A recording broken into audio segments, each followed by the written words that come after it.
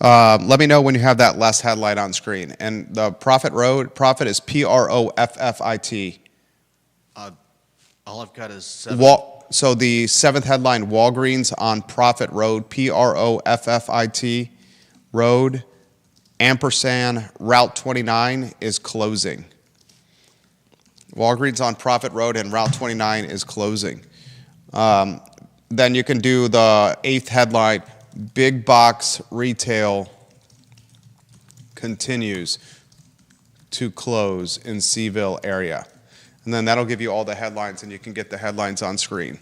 A little behind today, a lot going on with the business guys. We are absolutely humming over here. The deal flow at our shop is as aggressive and momentum backed as I have seen in 17 years of doing this. And I think that, normally the first quarter is, of the 4 quarters, the slowest quarter for everyone. But we have been just humming, and I'm extremely grateful for that. Like and share the show. Judah, I see that we're live on my Facebook page, which is good. I'm going to tag the followers on my Facebook page. Jump on board. I want to talk about Dawn Morris.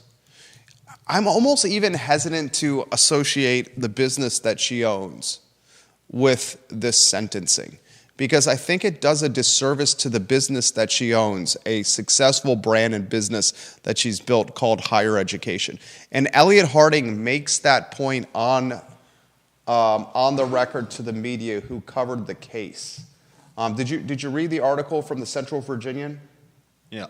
I mean, defense attorney Harding, I thought, did a hell of a job here. 22 years sentence, 15 serving. I don't know how the client feels. I'm sure no one wants to do 15 months behind jail. 15 months behind jail bars. But 15 months when the sentence is 22, it could be worse. I hope Elliot Harding... It could be worse than that. You're saying she could be doing a hell of a lot more time behind bars? Oh. Or are you saying it should have been lighter than the 15 months? I'm not saying either of those.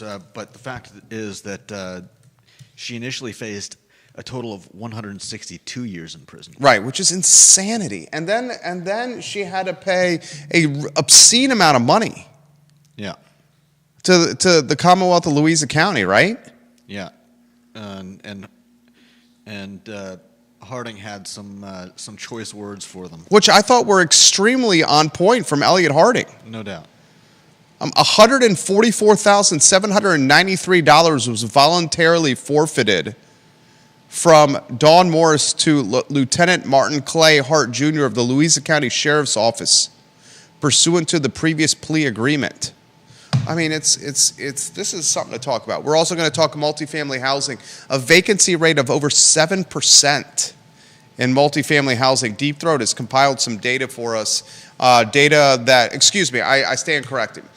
Deep Throat has found data with Virginia Realtors, the Virginia Realtors Association, and that information we're going to pass along to you, courtesy of Deep Throat passing it on to us. Judah, are we live on all the channels? Yep. All right, we're live on YouTube? Yeah. Gosh, I would hug you if I didn't think you would be absolutely appalled if I did. Would you be appalled? I don't know about appalled. You've done it before. Okay. All right, like and share the show. Judah Wickhauer, we can rock and roll when you're ready. Quiet on the set. Quiet on the set.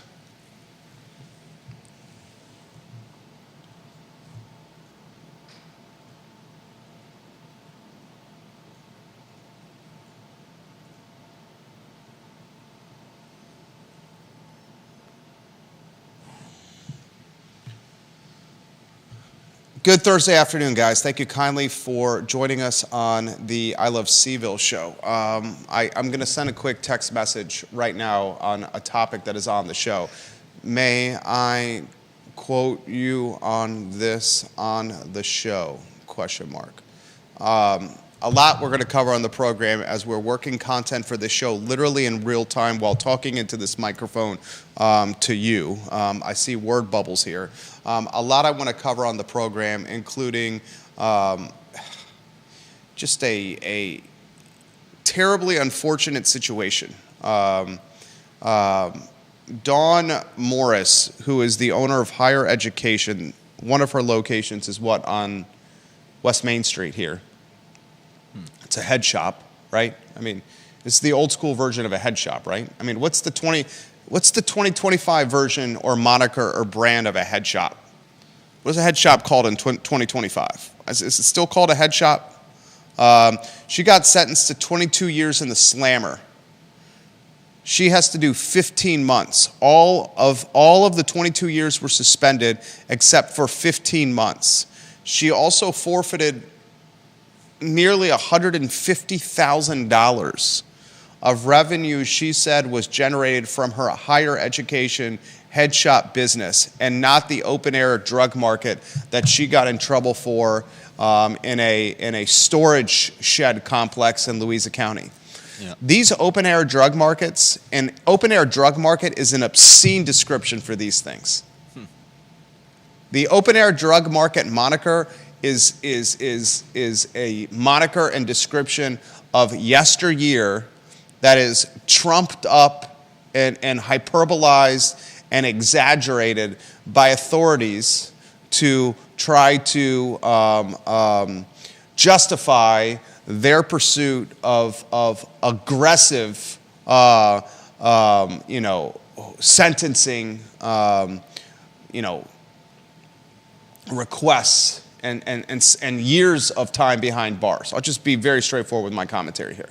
These pop-ups, these weed farmers markets, literally are taking place everywhere in Charlottesville, everywhere in Albemarle County, and everywhere in Central Virginia. I am not going to dox any of these locations because it ain't my place to do it.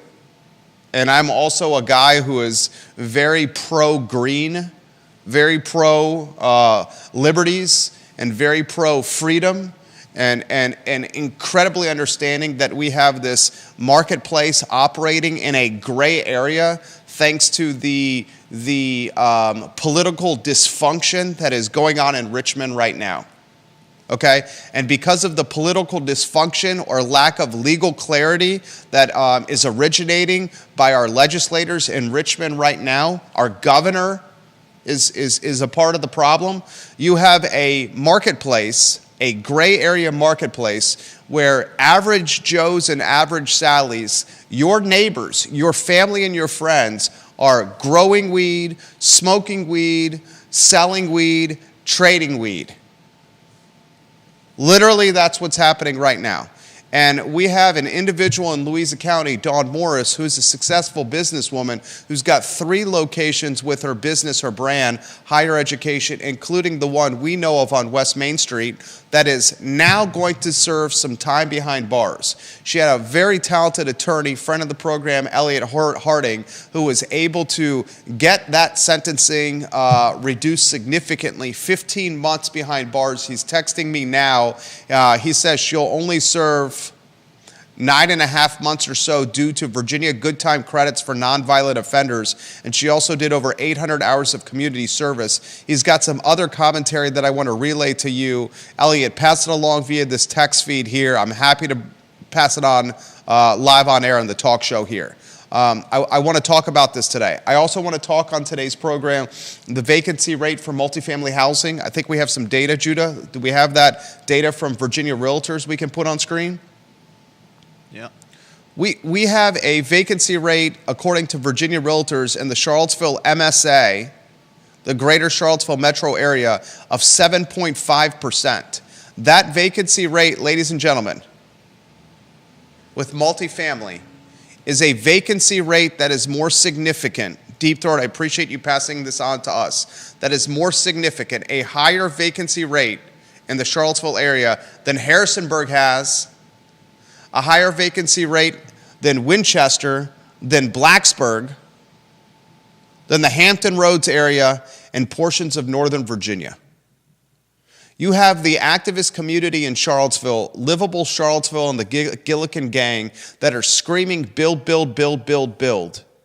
And the data from the Virginia Realtors Association, Virginia Association of Realtors, is screaming otherwise, saying we have a potential glut of multifamily housing with the 7.5% vacancy rate, higher than Harrisonburg, Winchester, Blacksburg, and Richmond. I see supervisors and city councilors watching this program right now. I am going to put data on screen from the Virginia Association of Realtors that if you are not considering, you are doing a disservice to the communities that you serve. I'm talking to the city councilors and the supervisors that are watching the program right now. You know who you are. You're being influenced by a vocalized, organized, and strategized minority population. And I'm talking size and number here, not skin tone, or not wealth or socioeconomic status. I'm talking a small population of people are bullying you and skewing your judgment when it comes to housing in our community. And it's time you really take a look at what the data is all about. I want to talk on today's program, Walgreens. Walgreens has one L in it, J-Dubs, not two.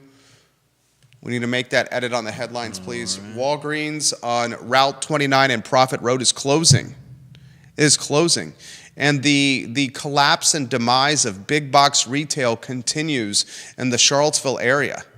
You're going to have a number of Class A positions, retail, that are going to be sitting vacant for an extended period of time, ladies and gentlemen, as the collateral damage of COVID continues to rear its ugly head.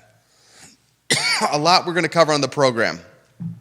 Judah Wickhauer, let's go on a studio camera first so people can see the set. Then let's welcome you on a two-shot. And I ask you the same question, which headline most intrigues you and why?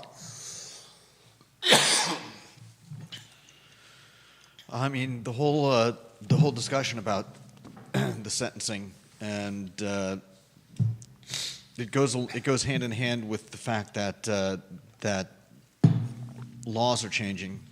A cannabis sales bill has recently cleared Virginia legislation, which will likely get vetoed by Youngkin. Why is Youngkin doing this? I don't know. Youngkin is a capitalist, a free market guy. What, the former CEO of the Carlyle Group? Is that right, ladies and gentlemen? One of the most significant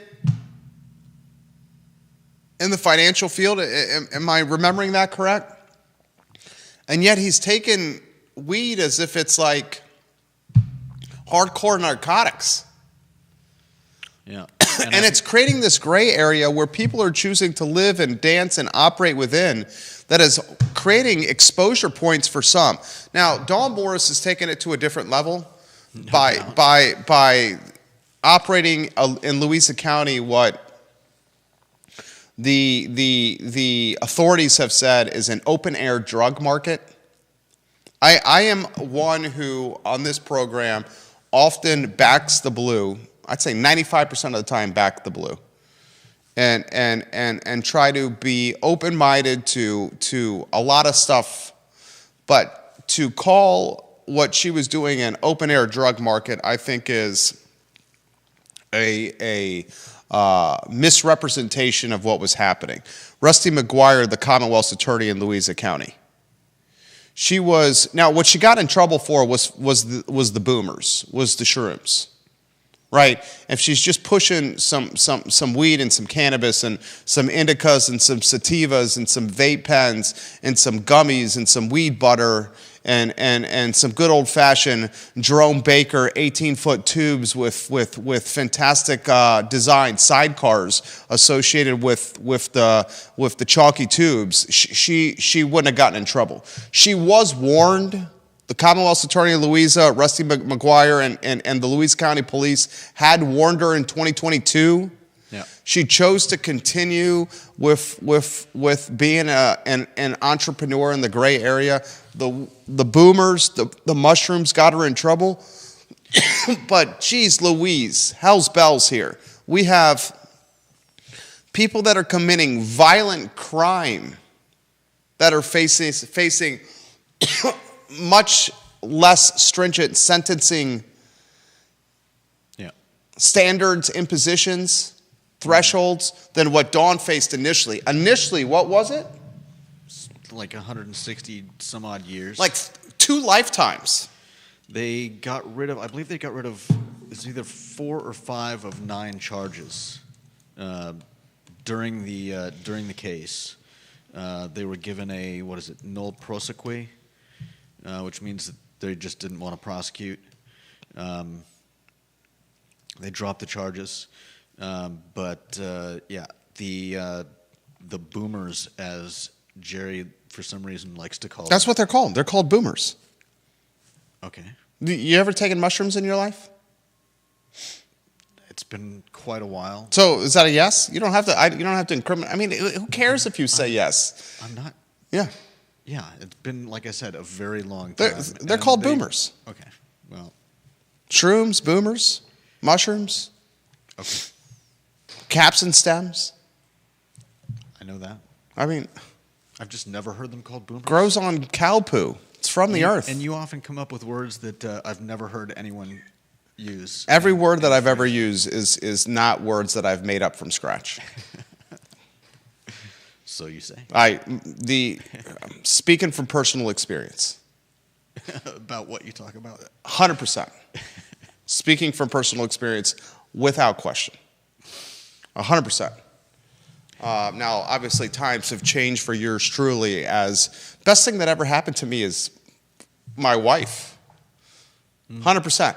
I had this conversation with some friends on the double squash court. Obviously, whoever you marry is one of the most important decisions. If it's the most important decision of your life, who you choose to marry. Oh, I think we're getting off topic. No, this is very much on topic. Okay. Qualities that you look for in a better half: someone who has a complementary, someone who loves you, someone who has a complementary skill set to you, personality to you, someone that you trust, someone that will do anything for the family, for you and your family.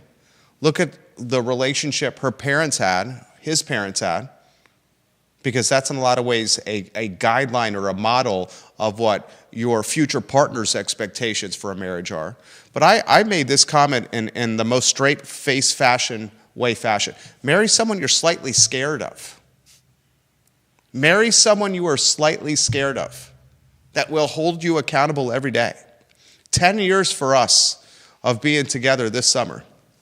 From where I was 10 years ago to where I am now, completely different. Extracurricular activities and things I like to do, completely different. For the betterment. I mean, do I wax nostalgic of some of the things that I like to do? Of course. That I used to do, of course. But I got a lot more to lose now. So 100% speaking from personal experience. And if Dawn Morris in a storage shed in Louisa County is not pushing boomers, she's not in this kind of trouble. There's open, and I'm going to call them weed farmers markets. I think that's a better description for the Commonwealth's attorneys of various jurisdictions in Central Virginia and across Virginia as a whole. There's pop-up weed farmers markets going on everywhere. Some within a hop, skip, and a jump of police stations. And I'll leave it at that. Literally within a hop, skip, and a jump of police stations. And this particular weed farmers market got in the crossfire of authorities to the tune of something we have not really seen locally. In fact, in this article from the Central Virginian, and you should be rotating the first 3 lower thirds on screen.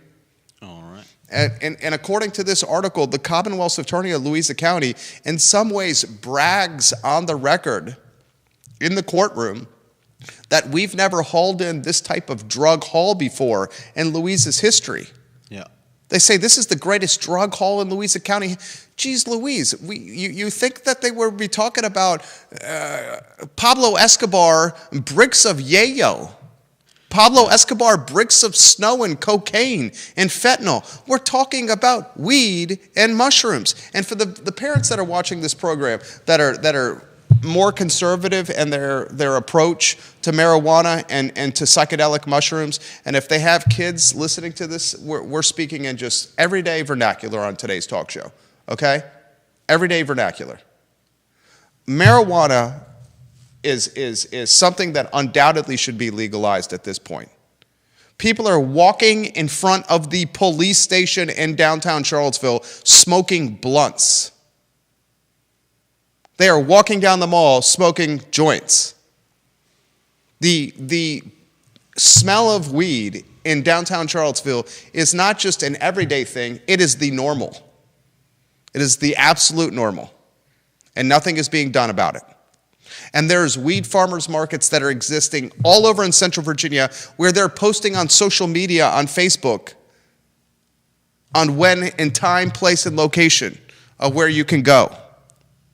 How many of those do you think are selling mushrooms? I've seen a handful of them that had boomers for sale, amongst other things.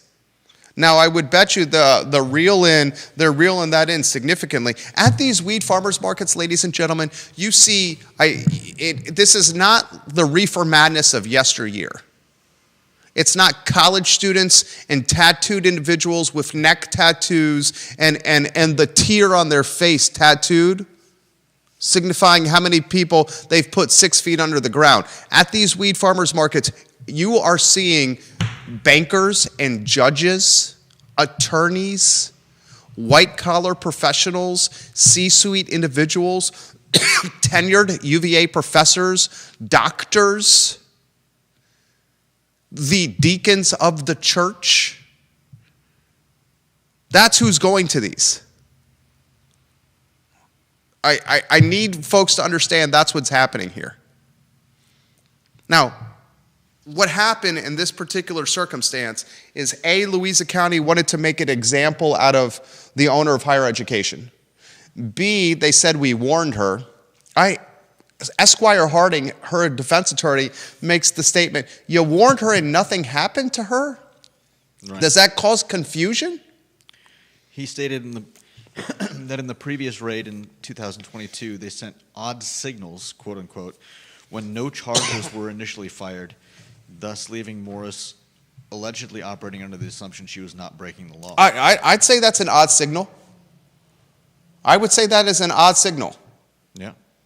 Okay, let's set up your police cruiser on Interstate 64 and shoot radar as people are going 80 miles an hour by you on a Monday, 82 miles an hour on you on a Tuesday, 83 miles an hour by you on a Wednesday, 85 miles an hour by you on a Thursday, and then on a Friday you choose to give them a speeding ticket for going 77.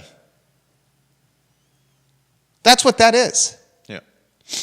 I'm going to shoot radar, and if you're speeding by me on a Monday and you're going 81, and on a Tuesday and an 82, and on a Wednesday and an 83, on Friday I'm going to pop you when you're going 77. That's confusion. One of the reasons I like sports is because these are the rules. The rules don't change. Yeah. You have rules on how you play the game. And you play the game within those rules. That's why I like David Silver, the commissioner of the National Basketball Association, the NBA. He's talking about changing the time of length for an NBA game from 4 12-minute quarters, 48 minutes, to 4 10-minute quarters, 40 minutes. And I'm like, dude, you are changing the rules of the game. That means all NBA records are going to be significantly impacted if you take 8 minutes of live action away from every contest. How's anyone ever going to break a scoring record? Is it LeBron James with the scoring record, I believe? How's anyone going to break a scoring record when you change the rules? That's why we like sports. We have rules. We want that with the new zoning ordinance, with development in the city of Charlottesville. They don't want the rules to change year to year. The Gillikin gang's got this rule changing. They're bullying these people on multifamily. Build more housing, yada, yada. I'm about to show you some data from the Virginia Association of Realtors that we have a 7.5% vacancy rate in the city of Charlottesville when it comes to multifamily housing. A vacancy rate that's higher than what, Judah? Winchester? A vacancy rate that's higher what, Judah? Harrisonburg, Blacksburg, the 757 area, some parts of Northern Virginia. And here you got these folks jibber-jabbering on Blue Sky. Give them an afterthought social media platform. Blue Sky, we got to build more housing. What the hell are you talking about? We're going to show them the data. The data don't lie. First, the first topic at hand. 15 months in the slammer. Esquire Harding, watching the program, says she's going to do 9.5 when it's all said and done for pushing weed and psychedelic mushrooms in a storage shed. The thing that was most damning for me out of all this, first, props to Harding for getting it to 15 months, 9.5 on time served and good behavior. Yeah. The thing that was most obscene to me about this, and he straight up highlighted this, was $150,000 and nearly $150,000 that was the word utilized in there confiscated? No, it was voluntarily given as part of the agreement. Read the language if you could on the $140,000. This was money that she had earned from her business that she had built from scratch. And they're giving it to the Louisa County Sheriff's Department. It could have been more. Read it verbatim from there. Agreed to forfeit a total of $432,800, and the Commonwealth moved to non-suit the forfeiture proceeding against a property related to the case. And eventually, let's see. It's at the bottom of the story. Goodness gracious, great balls of fire. I'll read it here. Patience, not one of my virtues, as you know, and as certainly the viewers and listeners are getting to know. $144,793.96 was also voluntarily forfeited from Morris to Lieutenant Martin Clay Hart, Jr. of the Louisa County Sheriff's Office, pursuant to the previous plea agreement. This is what Harding says on the record. Quote, Miss Morris is a successful businesswoman who has grown a completely legitimate and popular brand in her higher education stores throughout Central Virginia. Her personal investments outside of higher education are her business, and that's between her and the IRS. But I am adamant that the amount seized and forfeited to Louisa County was not the direct proceeds of illicit activity and is a reflection of her acceptance of responsibility for her unrelated actions and willingness to pay her debt to society. I hope Louisa makes good use of Miss Morris's hard-earned funds and has a degree of humility, and that they leveraged a woman's liberty as a means of getting money with no evidence that it came from anything other than legitimate efforts. God darn, that's effing good, Elliot. I'll read it again. This is from Elliot Harding. I hope Louisa makes good use of Mrs. Morris's hard-earned funds and has a degree of humility, and that they leveraged a woman's liberty as a means of getting money with no evidence it came from any other legitimate efforts. Anything other than legitimate efforts. I mean, he's basically saying in some ways, and I'm going to read between the lines here, he's basically saying in some ways that they have Miss Morris by the short and curlies, and they're extorting some money out of her because she's facing a lot of time in jail, and they have an opportunity to take it. Mm-hmm. That's what he's saying right there. Yeah.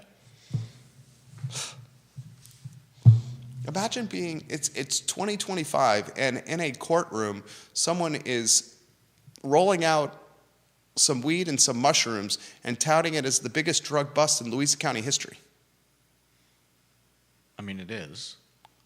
Is it? Let's tout some fentanyl and some heroin. Maybe you want to tout some cocaine. Let's not tout stuff that grows on cow poo. And some people are going to disagree with me on that. And others are going to be shaking their head right now saying, Amen, Jerry. Elliot Harding has this comment. Heaven forbid the Lock-In Festival takes place in Louisa. The whole county would be shut down. Bingo. Lock-In Festival takes place in Nelson County. Or did. Imagine the news where Nelson County is building the biggest prison for all the lock-in people that they arrest. I mean, this is insanity. Jobs for everyone. It is. It is viewer. I want a disagreement from a viewer and listener on this topic. And the main disagreement opportunity that you could present for me on this is that in 2022, she was warned by the authorities not to do this. Said, do not do this. And then my response would be the response that Harding gave. That warning came with no punishment, which created a sense that this was allowed. Yeah, we also see the laxity in police departments taking on any of this stuff around the country, and the fact that we currently have legislature being attempted to pass in Virginia. The real travesty, before we get to the next topic, the real criminality here, maybe criminality is not the right word, the true malpractice throughout all this is the malpractice associated with political dysfunctionality in Richmond. Mm-hmm. That's the true malpractice. Yeah. You have some suits in Richmond that are leveraging weed to get what they want in other regards. And that political malpractice, that political dysfunctionality has created a gray market that is confusing a lot of people. And someone who operated aggressively within the gray market, perhaps pushing the boundaries of the gray market, has now been turned into the 2025 version of Cannabis Jesus Christ, nailed to a cross and martyred. Cannabis Jesus Christ. It's Cannabis Jesus Christ. I'm not saying Christianity Jesus Christ. Go that far. What? 160-year initial sentence? 22-year sentence for a 51-year-old woman pushing some weed? Mm-hmm. Elliot Harding addresses that very eloquently at the end of the article when he says, "If anything, I hope this case sends a message to our legislators that their unwillingness to finish the job they started when it comes to the legalization of marijuana has resulted and will continue to result in well-meaning people getting caught in the crosshairs of confusion. Yeah. We need a market that is well-defined." 100%. We need rules. Yeah. Rules to play the game. Rules in development in the city of Charlottesville, rules in sports, rules in cannabis, rules to play the game. Lisa Costello. Now we'll get to the next topic here. Viewers and listeners, let us know your thoughts. Lisa Costello had some comments that I missed. Where do they go? Oh, she says, there are people shooting and killing each other in our streets, the homeless sleeping on our frozen ground, missing people from our community, domestic violence and sexual assault, and we are focusing on resources pursuing adults who choose to use marijuana. And she highlights that alcohol does much more damage than marijuana does, yet the state sponsors ABC stores where the state gets their profits. The state sells hard liquor and profits off the misery of alcoholism, then wants to jail this lady for slinging some weed. Profits is the key word because they certainly got some profits off of her as well. This comment comes from someone who wants some anonymity. This is not Deep Throat. Oh, that's on the vacancy issue. I'll get to that in a matter of moments. This one came in yesterday that really got me thinking in relation to Danville and the 850 Goodyear factory jobs that were cut in Danville. We talked about that yesterday. This individual says, one thing that can help replace those jobs is the Caesars Casino opening in Danville. But this particular individual has troubles with where the casinos are opening.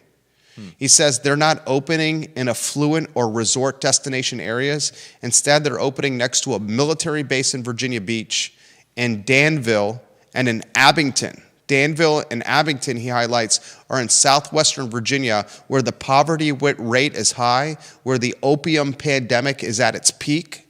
And casinos are not dumb, he says. They are capitalizing on the vulnerable by opening up in areas of Virginia where people can become gambling addicts.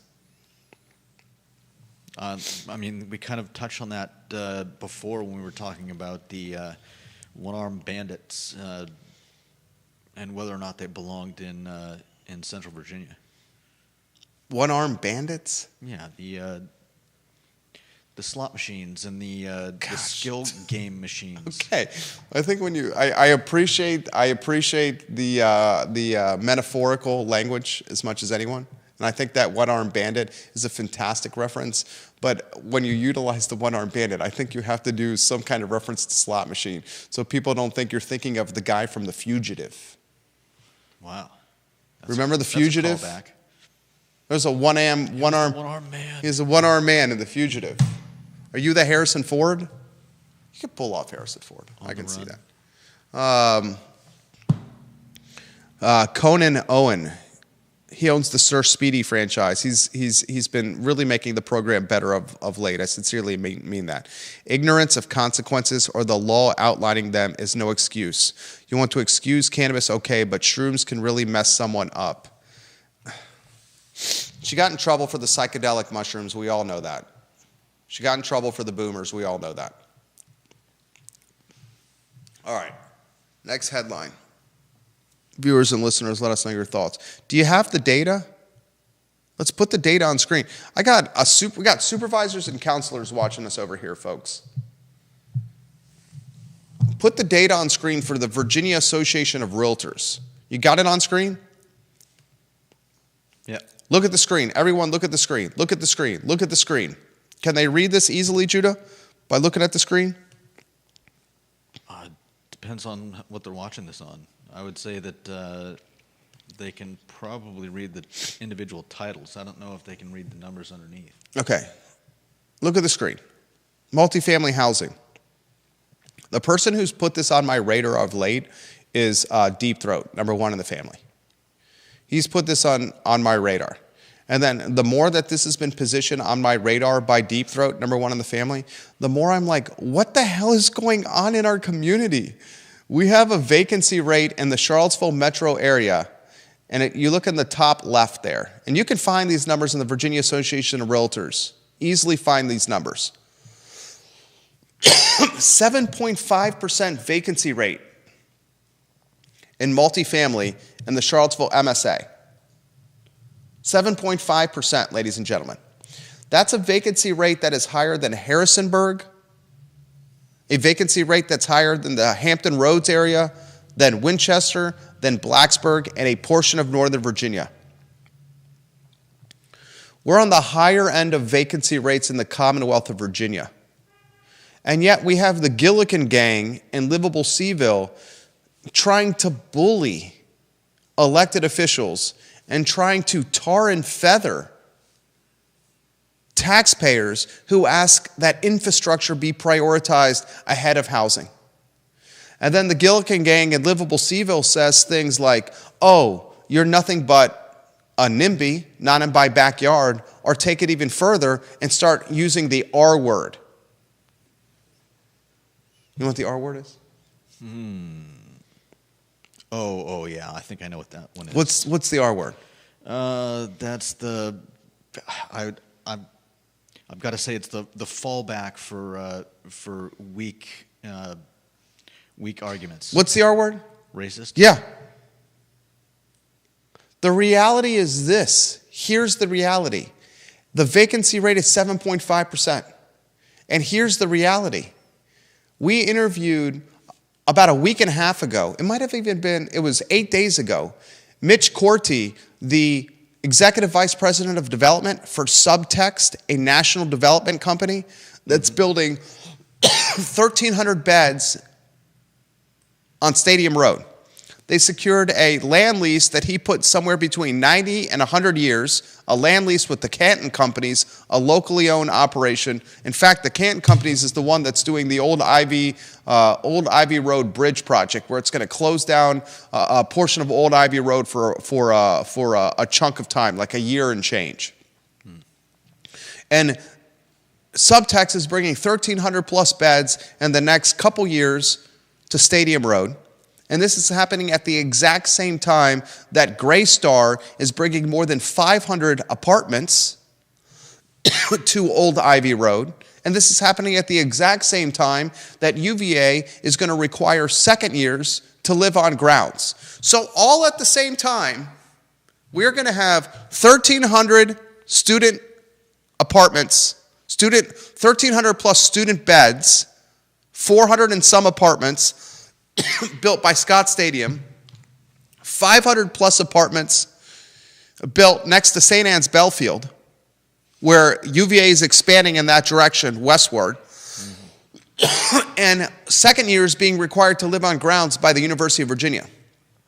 And currently the vacancy rate is 7.5%, according to the Virginia Association of Realtors, which is a greater vacancy rate than the Hampton Roads area, Harrisonburg, Winchester, and Blacksburg, and parts of Northern Virginia. Folks, the math ain't mathin'. It would be interesting to see that number broken down by what, like house price or multifamily dwelling cost? It would be interesting to break it down by this type of multifamily class or subclass. I would like to see it as Section 8, workforce housing, student housing, and luxury housing. I want to see that breakdown. Would love that breakdown from number one in the family, Deep Throat. Give me that breakdown, multifamily, by student housing, Section 8, workforce housing, and luxury. Yeah. Because then we're really going to know which one's soft. And we're betting that it's luxury. We're betting it's luxury. No doubt. And I would not be surprised if it starts becoming student housing that gets soft, with second years being pulled out of the tenant ecosystem and being required to live on grounds. The Section 8 and workforce housing is the type of housing that I think has significant tailwinds behind, because people just can't afford to live here. Yeah. You give me something that's a condo and apartment that you're renting for like $900 a bedroom,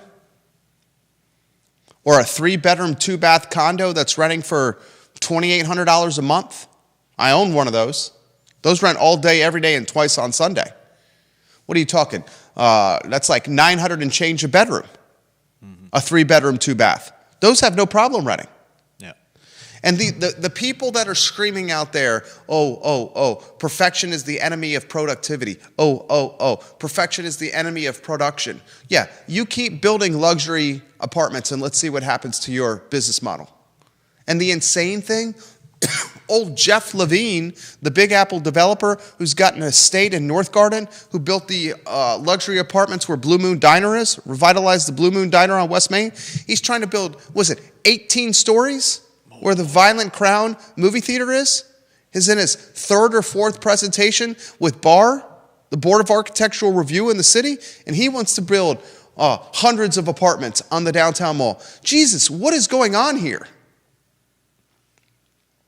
It's like you just need to grab these people and shake them. Yeah. And say, wake up. You don't know what you're talking about.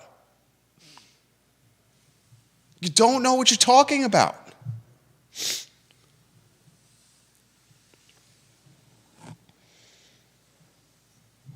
This is from John Blair, number 1 in the family.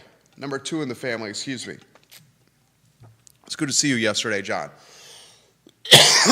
I've always wondered, he says, why elected officials in Charlottesville and Almora don't compare their localities to Blacksburg and Montgomery, as well as Harrisonburg and Rockingham. Those are the comparable communities, and you highlight their local governments have been more functional and had better outcomes for over a decade than Charlottesville and Albemarle County. Thank you for highlighting this. There is a reason that those places are much more functional and performing at a higher level than Charlottesville and Albemarle County. Thank you for watching, John Blair. I want this community, I want the 300,000 people in Central Virginia. I want the roughly 50,000 people in the city of Charlottesville. I want the population of Albemarle County. What is it? 6th largest county in Virginia. I want the 116,000 people in Albemarle County. I want everyone that listens to this program to embody the mindset that I'm about to offer. If anyone says to you, we got to build more housing in this community and we prioritize housing over infrastructure, you push back on them right now. Push back on them. 500 plus apartments on Old Ivy Road being built at the same time. 1,300 beds are being built at Scott Stadium. At the same time, second years are required to live on grounds. At the same time, the vacancy rate is 7.5%. At the same time, let's highlight this. How about this?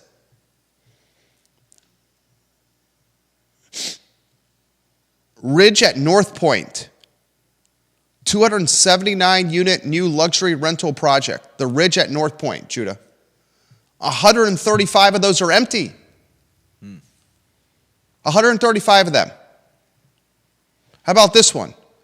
The Elysian? What the hell is that? 120 units available at Stonefield, within walking distance of bars and grocery stores and restaurants and on a bus line. 26 units available at Dairy Central and Dairy Market. Rivanna Terrace, 20% vacant.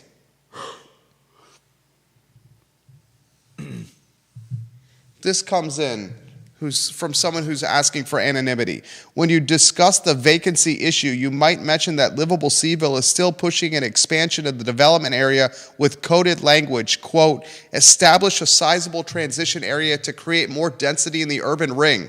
This person who sent me a DM also adds, I think many people might not have signed on to that if they said, quote, establish a sizable expansion of development areas instead of transition area. Expansion of development areas has always been wildly unpopular anytime a poll has been done. I believe he's talking about the Albemarle County Affordable Housing Advocacy Letter. And I saw that advocacy letter with the Gillikin gang. They're using wordsmithing language. This is called perception management. Establish a sizable transition area to create more density in the urban ring. Transition area instead of expanding the development area. That's called wordsmithing. Are you reading it too? I'm looking at the thing right now. This is literally called wordsmithing. They're wordsmithing expand the development area by calling it establish a sizable transition area. That's effing word salad. Push back on these people and say enough already.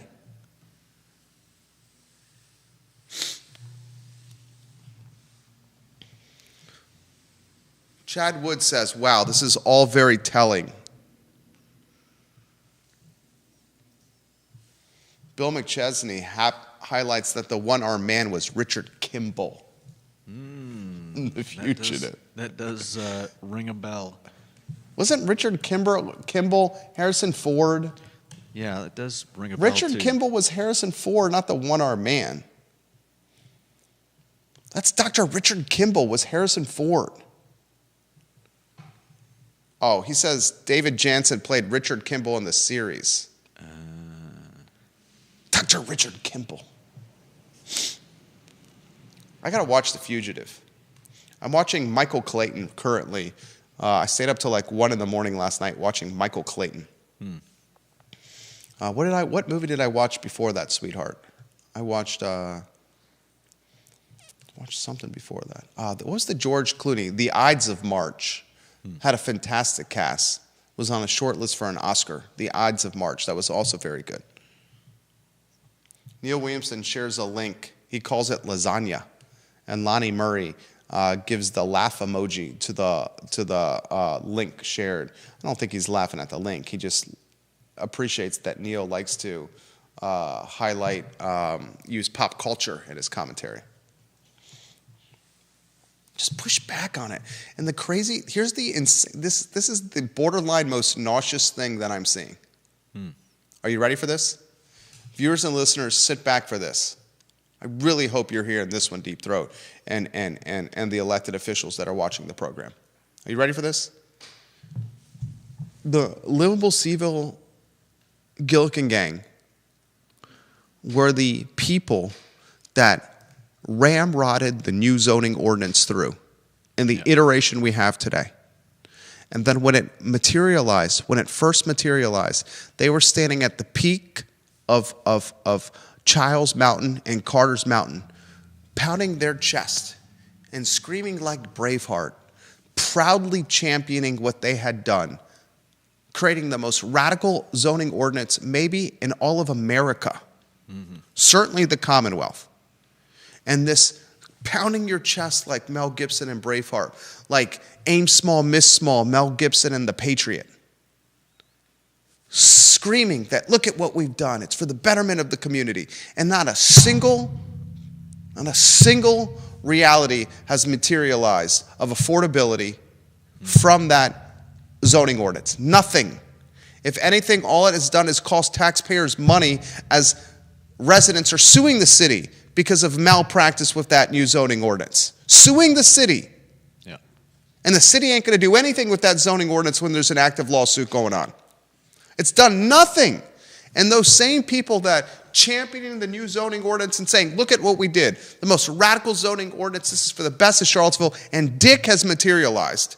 Those same people, Judah Wickower, are now trying to infiltrate Albemarle County and do the same thing to Albemarle. You see it. Yeah. Doing the same thing to Albemarle County. Trying to find a Looney Tune to run in the Jack Jewett district. Literally pursuing a Looney Tune to run in the Jack Jewett district. Enough already. Enough already. If you don't like it, then this ain't the community for you.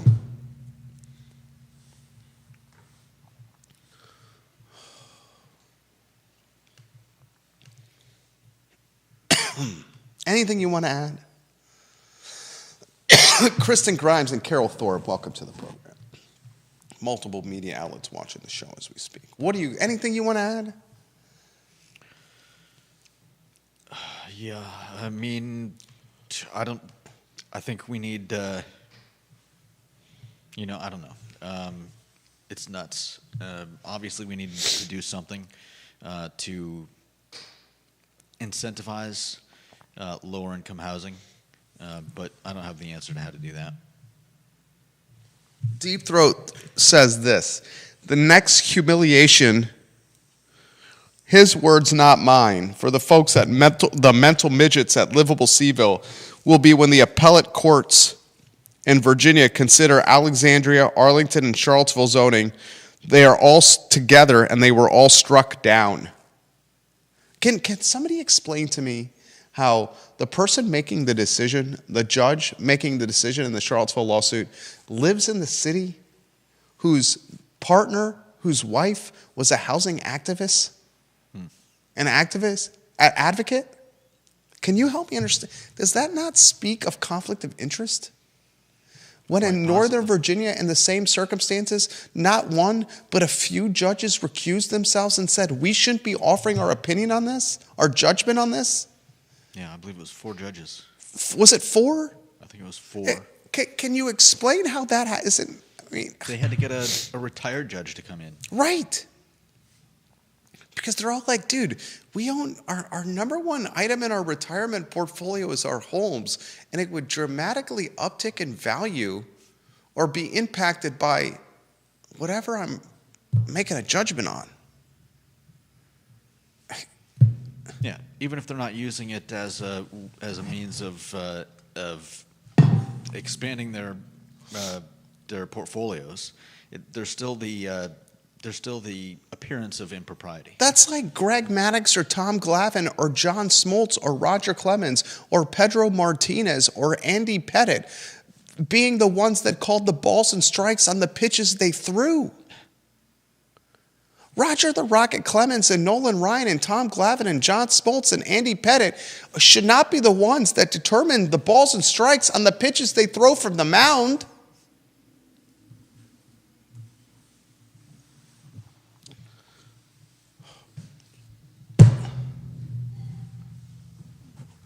Jesus. Last topic on the Thursday edition of the show. I'm a little fired up today. I got the spirit and the chutzpah is back. This was a good show. A quote from yesterday really struck with me that I read. big fan of quotes. I got a notepad on my phone that keeps track of quotes or commentary that I find compelling or that I want to remember. And one of them is this one came to mind yesterday. There's a couple people in my life before I closed the program, and I think I mentioned that the Walgreens on Prophet Road in Route 29 is closing, and we're clearly seeing the demise of big box retail in the Charlottesville area. That could be a topic we put on the shelf for tomorrow, because I'm about an hour in and I have a busy afternoon. But this quote is something that I saw or I read somewhere yesterday. If you as a human being go about your life, and you go about your life with the intention, you have intentionality of this, of liking more people. You go about your everyday life and you say, hi, Caroline, and hi, Lauren, and hi, Kate, how's it going? You go out of your way to greet people in a positive way. I try to do this. You see it. My wife sees it. And you go out of your way and you try to greet people with intentionality of saying, how are you doing? Those are the type of people that end up becoming more likable. Being likable in life is within your control. You can go out and be likable.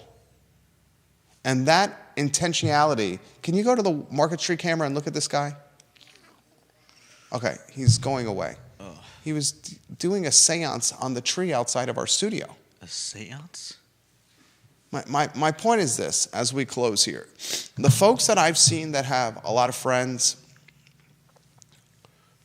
popular, someone that I know recently, I see on social media and Facebook is the new obituaries. You'll randomly go on your news feed and people will be paying homage to someone who passed away. Someone who passed away recently that comments on this show all the time is Kevin Higgins. Yeah. I'd never met Kevin Higgins in my life, but Kevin Higgins routinely watched and listened to our show to the point where I felt like I knew Kevin Higgins. And this past weekend, and I was told by a number of viewers and listeners about this over the weekend. And I appreciate the viewers and listeners who are watching now who reached out to us to let us know that someone like Kevin Higgins had passed away. Yeah. We dubbed him the mayor of Greenwood, a father of two, and a guy that you see on social media was beloved. He embodied that. He went out of his way to say hi to people, to greet people, to make human connections to people. He routinely would say, hey, Jerry, hey, Judah, how's it going? And he did it in human, he did it digitally, he did it in so many different ways. Yeah. And you saw a guy that was loved, he was liked, he was popular. There's another person that passed that I saw this morning, someone that previously helped our firm with our bookkeeping and accounting. And when I saw on social media that Kristen Hoberg had passed away from complications with a stroke, I was taken aback. I was like flabbergasted. And she was another one of those people that went out of their way to say hello to you, to greet you, to ask you what was going on with your life. And when I was reading the funeral, the commentary that the family puts together online, I don't know what you would call that now. What is it, an honorary, a paying to their legacy? You know what I'm talking about. It's the obituary, the digital obituary. Yeah. In the digital obituary for Kristen, who had passed away, Kristen Hoberg, they said when she was battling complications associated with a stroke before she passed away, she had like dozens of friends that would go to her hospital bed. And they would all introduce themselves as, I'm Kristen's best friend, so-and-so. I'm Kristen's best friend, so-and-so. And then they were all there, and they all realized in some ways that they saw Kristen as their best friend. Yeah. Think about that as what you want on your tombstone, as your legacy. when you have 3 or 4 dozen people go to your hospital bed while you're fighting for your life, and those 3 or 4 dozen people all see you on the hospital bed as their best friend, and they didn't know of the other people who also saw you as their best friend. Yeah. In a very short period of time, 2 people passed, and Kevin Higgins and Kristen Hoberg, that all embodied this same quality of just being likable people and having an abundance of friends in their lives. Yeah. And when it's all said and done, I'll close with this. It's not the commas in the bank account or the toys or the bricks, the assets. It's the friends that determine your legacy. Yeah, definitely. Kevin Higgins and Kristen Hoberg, may you rest in peace. The Thursday edition of the I Love CVille show. For Judah Wickower, I'm Jerry Miller.